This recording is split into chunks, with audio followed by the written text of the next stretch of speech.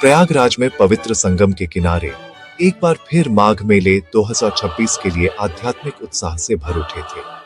यह सालाना आयोजन आस्था का 1 महीने तक चलने वाला त्योहार देश के कोने कोने से लाखों श्रद्धालुओं को खींचता है। प्रशासन ने लोगों की भारी भीड़ को संभालने के लिए एक्सटेंसिव तैयारियां की थीं। नदी के किनारे एक विशाल क्षेत्र में टेंट सिटी के नाम से एक टेम्पोरेरी शहर बनाया गया था। पिलग्रिम्स की भलाई सुनिश्चित करने के लिए बिजली, स्वच्छ पेयजल और स्वच्छता के लिए स्पेशल अरेंजमेंट्स किए गए थे। पूरे मेला क्षेत्र को सेक्टर्स में बांटा गया था। प्रत्येक को डेडिकेटेड ऑफिशियल्स द्वारा मैनेज किया जा रहा था ताकि ऑपरेशंस को स्ट्रीमलाइन किया जा सके और स्पिरिचुअल सॉलेस और पवित्र जल में डुबकी लगाने आए सभी लोगों के लिए एक स्मूथ एक्सपीरियंस सुनिश्चित किया जा सके। भारी भीड़ को फैसिलिटेट करने के लिए प्रशासन ने क्राउड कंट्रोल और सेफ्टी के लिए एक डिटेल्ड प्लान बनाया था। गंगा के पार लोगों के आसान मूवमेंट के लिए कई पॉन्टून ब्रिजेस बनाए गए थे। विभिन्न समूहों के लिए अलग अलग बेथिंग घाट्स निर्धारित किए गए थे, जिनमें आम जनता, विभिन्न रिलीजियस सेक्ट्स और रिवियर्ड अखारास यानी संतों के मोनास्टिक ऑर्डर्स शामिल थे। बेथिंग के लिए टाइम स्लॉट्स और स्पेसिफिक लोकेशंस का एलोकेशन मैनेजमेंट स्ट्रेटजी का एक क्रूशियल पार्ट था। यह संगम पर भीड़भाड़ को रोकने के लिए किया गया था, जो गंगा, यमुना और मिथिकल सरस्वती नदियों के मिलने का सेक्रेड पॉइंट है। लक्ष्य यह सुनिश्चित करना था कि हर श्रद्धालु अपने रिचुअल्स को सेफली और पीसफुली कर सके, बिना भगदड़ या अन्य एक्सीडेंट्स के जोखिम के जो ऐसी बड़ी गैदरिंग्स में हो सकते हैं। माघ मेले के दौरान सबसे सिग्निफिकेंट दिनों में से एक मौनी अमावस्या का स्नान पर्व है। इस दिन का हिंदू परंपरा में इमेंस इंपॉर्टेंस है। ऐसा माना जाता है कि इस दिन प्लैनेटरी अलाइनमेंट विशेष रूप से ऑस्पिशियस होता है और संगम का जल नेक्टर लाइक क्वालिटीज से भरा होता है। मौनी अमावस्या पर एक होली डाइप लेना ग्रेट मेरिट का कार्य माना जाता है, जो सिंस को धो सकता है और स्पिरिचुअल लिबरेशन या मोक्ष की ओर ले जा सकता है। श्रद्धालु पूरे दिन मौन व्रत रखते हैं, मेडिटेशन और प्रेयर में संलग्न रहते हैं। साइलेंस का यह अभ्यास उन्हें अपनी सेंसेस को कंट्रोल करने और अपने मन को पूरी तरह से डिवाइन पर केंद्रित करने में मदद करने के लिए है, जिससे स्पिरिचुअल एक्सपीरियंस और भी प्रोफाउंड और मीनिंगफुल हो जाता है। मौनी अमावस्या के इमेंस सिग्निफिकेंस को देखते हुए प्रशासन हाई अलर्ट पर था। इस विशेष दिन के लिए तैयारियां और भी एलैबोरेट थी। मेला ग्राउंड्स में सुरक्षा बढ़ा दी गई थी। हजारों पुलिस और पैरामिलिट्री पर्सनल को ऑर्डर बनाए रखने के लिए तैनात किया गया। बाथिंग घाट्स की ओर जाने वाले व्हीकल्स और पेडेस्ट्रियंस के फ्लो को मैनेज करने के लिए स्पेशल ट्रैफिक डाइवर्शंस लगाए गए थे। अधिकारियों ने किसी भी पोटेंशियल इमरजेंसीज के लिए तैयार रहने के लिए कई मॉक ड्रिल्स किए थे। पूरी सिस्टम को लाखों डिवोटीज को संभालने के लिए डिजाइन किया गया था, जिनके शाही स्नान या अखरास के रॉयल बाथ और उसके बाद आम जनता की भीड़ के लिए आने की उम्मीद थी। सभी इस पवित्र दिन पर सेक्रेड रिचुअल में भाग लेने की उम्मीद कर रहे थे। भक्तों और संतों के सागर के बीच ज्योतिष पीठ के शंकराचार्य स्वामी अविमुक्तेश्वरानंद सरस्वती के आगमन ने माघ मेले में काफी हलचल मचा दी। वह एक प्रमुख धार्मिक नेता है और उनकी उपस्थिति उनके अनगिनत अनुयायियों के लिए एक बड़ा आकर्षण थी। वह मौनी अमावस्या के शुभ अवसर पर संगम में पवित्र स्नान करने के इरादे से अपने बड़े दल के साथ मेला क्षेत्र में अपने शिविर में पहुंचे। उनके अनुयायी गहरी भक्ति और उत्साह से भरे थे। उनके लिए अपने गुरु के दर्शन या पवित्र दर्शन करना और उन्हें सेक्रेड रिचुअल्स करते हुए देखना एक गहरा आध्यात्मिक अनुभव था। उनका मानना था कि उनके जुलूस का हिस्सा होना अपने आप में एक आशीर्वाद था।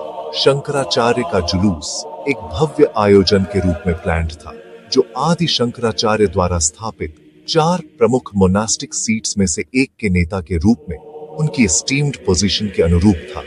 उन्हें एक रथ और एक पारंपरिक पालकी पर बैठे हुए लगभग 200 शिष्यों के जुलूस के साथ संगम तक यात्रा करनी थी। यात्रा का यह तरीका उच्च पदस्थ संतों और महामंडलेश्वरों के लिए एक लंबे समय से चली आ रही परंपरा है। जो उनके आध्यात्मिक अधिकार और श्रद्धा का प्रतीक है।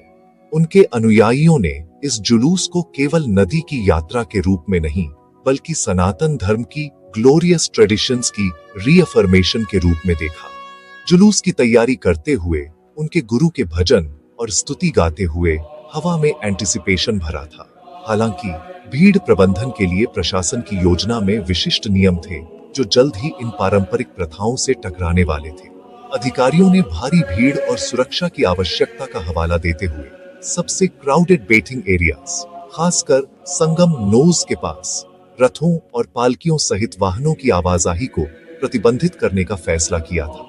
उनकी प्राथमिक चिंता लाखों पिलग्रिम्स के स्मूथ और सेफ मूवमेंट के लिए रास्ते साफ रखना था। नियम में यह शर्त थी कि हर किसी को उनकी स्थिति की परवाह किए बिना मुख्य बेटिंग स्पॉट तक अंतिम स्ट्रेच पैदल चलना होगा। यह एडमिनिस्ट्रेटिव डायरेक्टिव हालांकि लॉजिस्टिकल दृष्टिकोण से व्यावहारिक था, कुछ लोगों द्वारा स्थापित धार्मिक रीति रिवाजों का उल्लंघन माना गया। दृष्टिकोण में इस अंतर ने आने वाले संघर्ष की नींव रखी, जबकि प्रशासन इस विशाल पैमाने के आयोजन के प्रबंधन की व्यावहारिक चुनौतियों पर केंद्रित था। शंकराचार्य और उनके अनुयायी सदियों पुरानी परंपराओं को बनाए रखने पर केंद्रित थे। उनके लिए जुलूस अनुष्ठान का एक अविभाज्य हिस्सा था, उनकी आध्यात्मिक वंशावली के लिए विश्वास और श्रद्धा का एक सार्वजनिक प्रदर्शन। प्रशासनिक नियम, जिसने एक सम्मानित आध्यात्मिक नेता को किसी अन्य पिलग्रिम की तरह माना, को उनकी स्थिति और उनके द्वारा प्रतिनिधित्व की गई परंपराओं के प्रति अनादर की कमी के रूप में माना गया। विवाद के बीच आधुनिक प्रबंधन प्रोटोकॉल्स और सदियों पुराने धार्मिक रीति रिवाजों के बीच इस फंडामेंटल क्लैश में बोए गए थे। जैसे ही मौनी अमावस्या का दिन शुरू हुआ, शंकराचार्य स्वामी अविमुक्तेश्वरानंद और उनके शिष्यों ने संगम की ओर अपना जुलूस शुरू किया। शंकराचार्य अपने रथ पर मैजेस्टिकली बैठे थे। जुलूस चांट्स और धार्मिक नारों के बीच धीरे धीरे आगे बढ़ रहा था। हालांकि जैसे ही वे संगम के पास प्रतिबंधित क्षेत्र में पहुंचे, उन्हें प्रशासनिक और पुलिस अधिकारियों ने रोक दिया। अधिकारियों ने विनम्रता पूर्वक लेकिन दृढ़ता से समूह को सूचित किया कि वे रथ और पालकी के साथ आगे नहीं बढ़ सकते। उन्होंने भक्तों की भारी भीड़ और सुरक्षा प्रोटोकॉल्स को प्रतिबंध का कारण बताया। उन्होंने शंकराचार्य से उतरकर बाकी सभी की तरह बेटिंग घाट तक पैदल जाने का अनुरोध किया, एक सुझाव जिसे उनके दल ने अच्छी तरह से स्वीकार नहीं किया। प्रशासन के अनुरोध का शंकराचार्य के अनुयायियों ने तुरंत कड़ा विरोध किया। उन्होंने तर्क दिया कि जुलूस को रोकना उनके गुरु का घोर अपमान था और धार्मिक परंपरा का सीधा उल्लंघन था।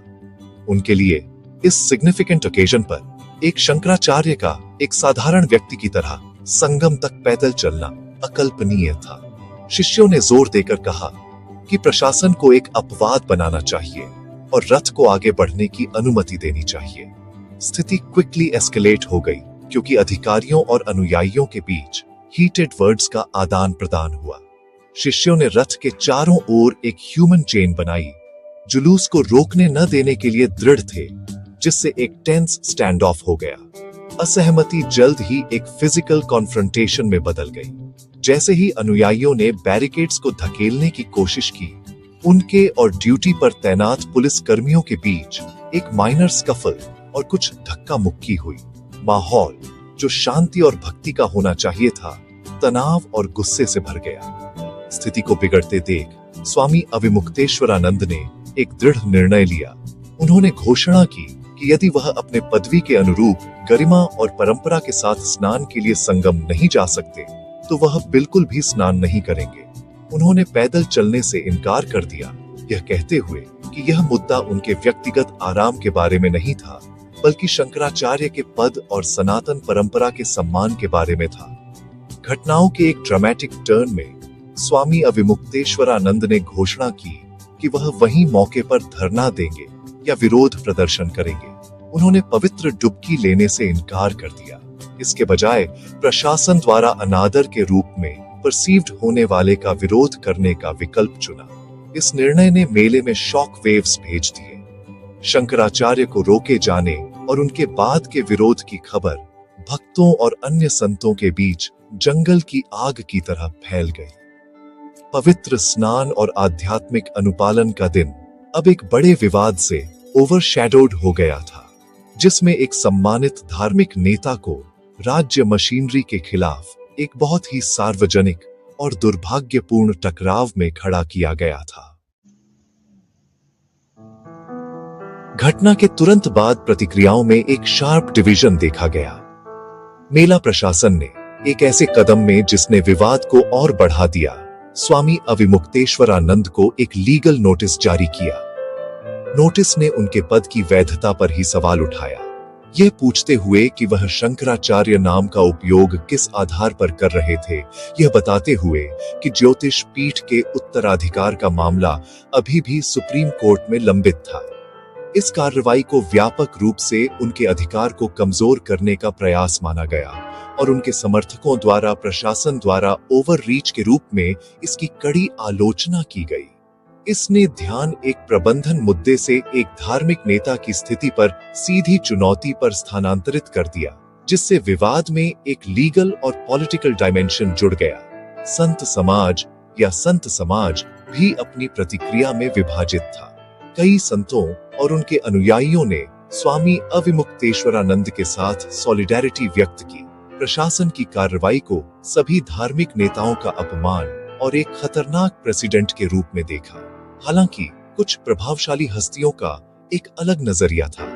अखिल भारतीय अखाड़ा परिषद के महासचिव महंत हरिगिरी ने घटना को दुर्भाग्यपूर्ण बताते हुए प्रशासन का पक्ष लेते हुए दिखे। उन्होंने शंकराचार्य को 13 अखाड़ों और बड़े मेला समाज की परंपराओं को समझने और उनका सम्मान करने की सलाह दी। इस विभाजन ने हिंदू मोनास्टिक ऑर्डर्स के भीतर जटिल आंतरिक गतिशीलता को उजागर किया, जहां हायरार्की, ट्रेडिशन और अथॉरिटी के मुद्दों पर अक्सर बहस होती है। यह घटना एक पवित्र स्नान के तत्काल संदर्भ से परे थी। इसने देश भर में परंपरा और आधुनिक शासन के बीच डेलिकेट बैलेंस पर एक बहुत बड़ी बहस छेड़ दी। इसने महत्वपूर्ण सवाल उठाए। एक सेक्युलर प्रशासन एक गहरे धार्मिक आयोजन का प्रबंधन कैसे करे, सार्वजनिक सुरक्षा सुनिश्चित करने और सदियों पुराने रीति रिवाजों का सम्मान करने के बीच एक रेखा कहां खींची जाए। यह विवाद तेजी से आधुनिकीकरण वाले भारत में मैसिव रिलीजियस गैदरिंग्स के प्रबंधन की चुनौतियों में एक केस स्टडी बन गया। इसने प्रशासनिक निकायों और धार्मिक संस्थानों के बीच बेहतर कम्युनिकेशन और म्यूचुअल रिस्पेक्ट की आवश्यकता पर प्रकाश डाला, ताकि ऐसे संघर्षों से बचा जा सके जो इन सेक्रेड फेस्टिवल्स के आध्यात्मिक सार को खराब करते हैं। आखिरकार 2026 का संगम स्नान विवाद परंपरा और व्यवस्था के बीच सद्भाव की आवश्यकता की एक शक्तिशाली याद दिलाता है। जबकि प्रशासनिक दक्षता और सार्वजनिक सुरक्षा नॉन निगोशिएबल है, धार्मिक भावनाओं और परंपराओं को, जिनका सदियों से पालन किया जाता रहा है, हल्के में नहीं लिया जा सकता। संवाद, समझ और अकोमोडेशन का एक रास्ता आवश्यक है। माघ मेले जैसे आयोजन की ताकत लाखों लोगों को आस्था के एक साझा अनुभव में एक साथ लाने की क्षमता में निहित है। इस भावना को बनाए रखने के लिए एक डेलिकेट बैलेंसिंग एक्ट की आवश्यकता है, जहां आधुनिक प्रबंधन टाइमलेस ट्रेडिशंस के साथ मिलकर काम करता है। यह सुनिश्चित करता है कि आस्था की नदी बिना किसी बाधा के और सम्मानित रूप से बहती रहे।